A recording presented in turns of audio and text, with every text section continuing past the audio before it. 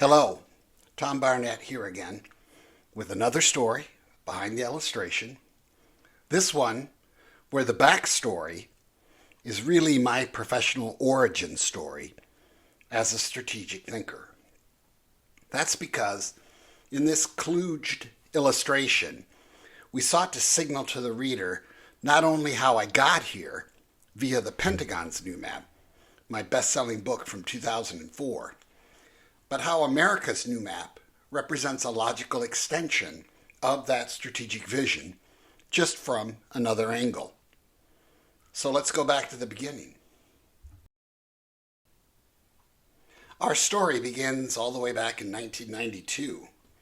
I'm a junior analyst at the Center for Naval Analyses in Alexandria, Virginia, not far from the Pentagon. The first Iraq War had just happened, and the Navy was feeling slighted and ignored in terms of its operational role in that invasion force. So, the Navy's two-star flag officer in charge of legislative affairs, relations with Congress, a flag officer named Bud Flanagan, asked CNA to update and expand some previous work it had done on counting up all the U.S. Navy and Marine Corps responses to regional crises, expanding that database to include the Air Force and Army. The goal here, obviously, was to make the naval forces look good, relatively, and the data did support that ambition. So when it comes to the Pentagon's new map, to be created a decade or so later with an updated database, this is where the idea originated. Flash forward to 9/11. It just so happens that the same Bud Flanagan, now a retired four-star admiral and senior executive at the U.S. bond trading firm Cantor Fitzgerald, arranged to have the U.S. Naval War College, where I was then a professor, hold this series of high-level workshops with industry and government leaders to wargame potential future pathways for globalization, to include examining macro threats to the stability of the global economy. And yes, there are conspiracy theorists who find that connection between Bud Flanagan and I to be highly suspicious, especially since we were doing those workshops atop World Trade Center 1 at the famous restaurant Windows on the World. Well, 9/11 interrupted our work, wiping out most of Cantor Fitzgerald's staff in a heartbeat. That led to me being pulled into the Office of Secretary of Defense, where, in the Office of Force Transformation, just stood up in days after the attacks, I was assigned the task of presenting a new worldview of a post-9/11 reality. A big part of that was further developing this core versus gap breakdown of the world's regions that I had been nurturing for a while. The resulting world map became a signature item in the brief I delivered all over the Pentagon, all over the Defense Department, the combatant commands, U.S. executive and legislative branches, and overseas to allies and their militaries. I even briefed the staff of this young, totally obscure Illinois Senator, Barack Obama, who ended up being president later. All the publicity that resulted from the brief, even as it was largely contained within the DC universe, led Esquire magazine to name me in its first Best and Brightest issue in 2002 as the strategist for my then already somewhat infamous brief. And yes, that is Ryan Gosling, also named that year. Of course, he went on to do nothing. Well, I am, of course, the strategist still.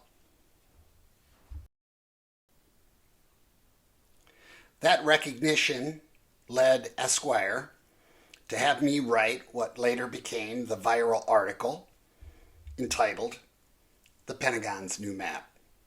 They originally wanted to call it the Pentagon's New Plan, and I said over my dead body and proposed map instead, which seemed kind of obvious because the map was the central feature of the article.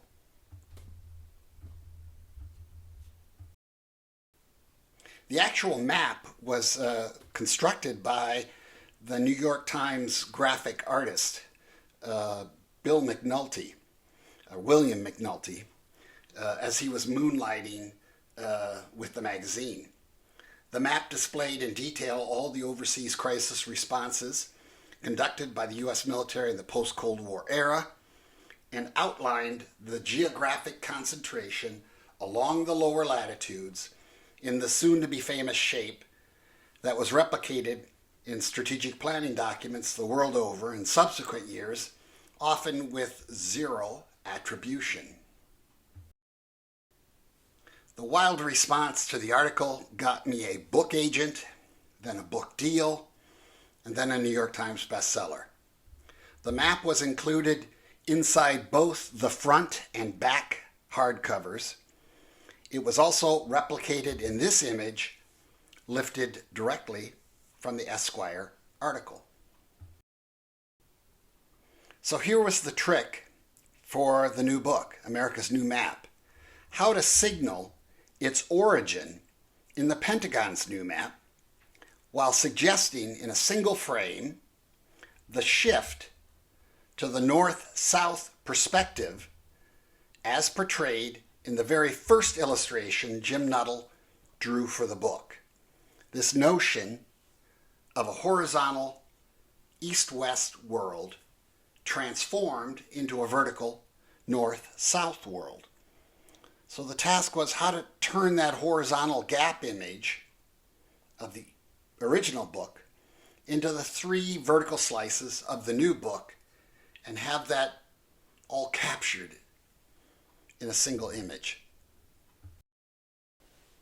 Jim's clever answer was simply to lay one over the other, with the new vertical lines clearly being superimposed over the old gap map by workers painting stripes.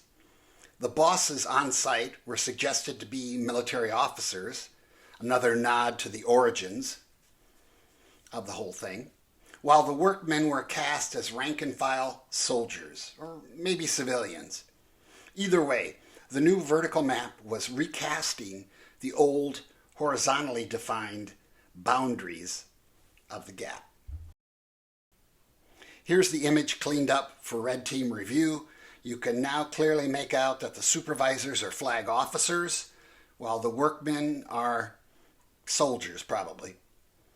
The advice of our reviewers was to drive home further the point about the new markings replacing the old by having additional work people scrubbing off the old lines,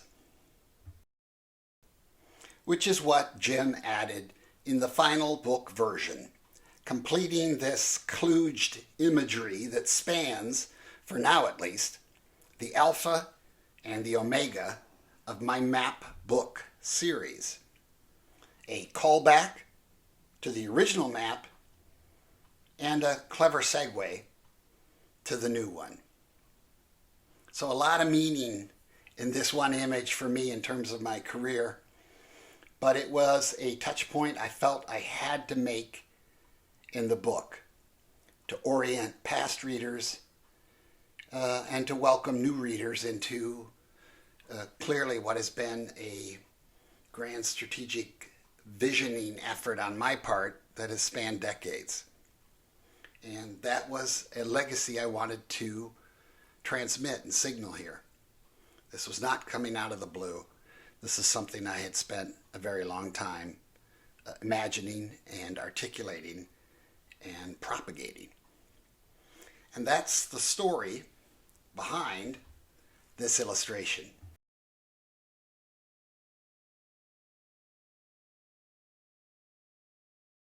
As always, we love it when people buy the book, when they recommend the book, when they praise the book online.